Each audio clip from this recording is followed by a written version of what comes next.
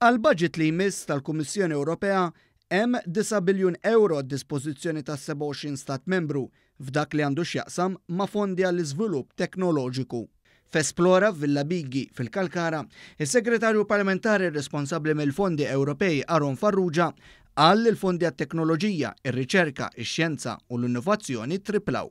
U semma kif fl-aħħar snin il-Gvern għamel użu tajjeb tal-fondi u fl-isfond ta' tkabbir ekonomiku impressjonanti, il-Gvern qed jaħdem biex iġib iżjed fondi. L-antana huwa wkoll illi nikkonvinċu l-Kummissjoni Ewropea illi fil-programm il-ġdid il-Baġit Ewropew li jmiss anki jekk Malta imxi l qudiem fejn jidħol tkabbir ekonomiku bla preċedent, aħna bżonn fondi Ewropej, fondi ta' koeżjoni biex insostnu u nikkonsolidaw dan it-tkabbir ekonomiku lil ħana. Fl-indirizz tiegħu s-Segretarju Parlamentari qal li partikolarment ix-ċentru għax-xjenza interattiva tal-Esplora u t-tablet li għandu kull student fir-raba' sena fil-primarja huma riżultat ukoll ta' fondi Ewropej.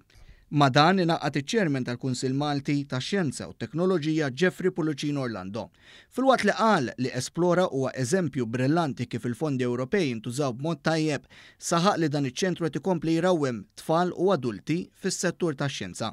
Settur li pajjiżna tfadallu x'jaqdef iżda miexi fid-direzzjoni tajba, saħaq Pullicino Orlando.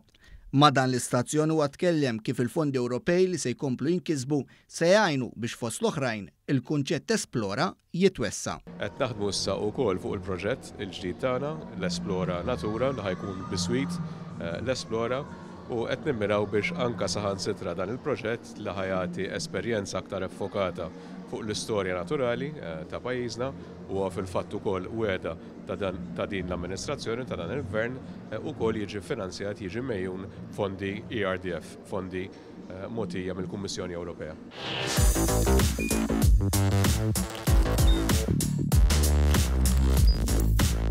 Idħol fuq one.com.mt u hemmhekk tista' tara l-programmi kollha li jxandru fuq One permezz ta' One Play.